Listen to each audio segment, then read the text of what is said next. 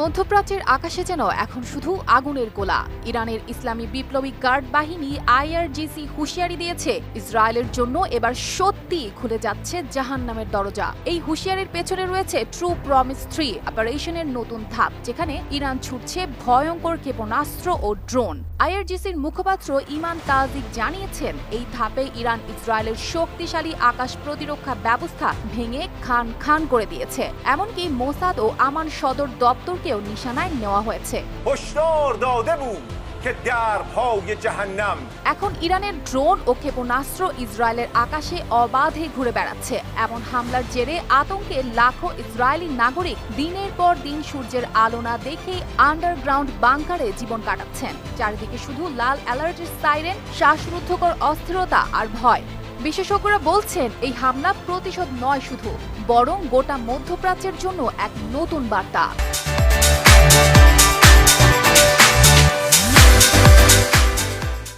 Iran প্রথমবারের মতো এত ভারী ও উন্নত অস্ত্র ব্যবহার করছে, যা পুরো অঞ্চলে আরো বড় সংঘাতের আশঙ্কা তৈরি করেছে।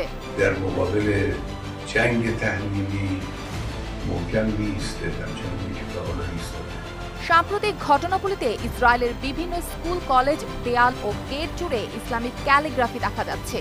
অনেকের কাছে এগুলো প্রতিরোধের প্রতীক হিসেবে হয়ে উঠছে। সবশেষে যুদ্ধক্ষেত্রের সর্বশেষ তথ্য বলছে, ইরান আরও কয়েকটি স্কোয়াড ড্রোন সীমান্তের দিকে পাঠিয়েছে। ইসরায়েলের উত্তরাঞ্চলে নতুন করে ক্ষেপণাস্ত্র আঘাত হেনেছে। লেবাননের হিজবুল্লাহ সীমান্তে হামলার মাত্রা বাড়িয়েছে। এই পরিস্থিতিতে ইসরায়েল দ্রুত মার্কিন যুক্তরাষ্ট্র ও পশ্চিমা মিত্রদের কাছ থেকে বাড়তি সামরিক সহায়তা চেয়ে বার্তা পাঠিয়েছে। গত কয়েকদিনে ইরানের হামলায় ইসরায়েলে অন্তত 5 শতাধিক মানুষ হতাহতের খবর পাওয়া গেছে। অর্পিতা জাহান, RTV।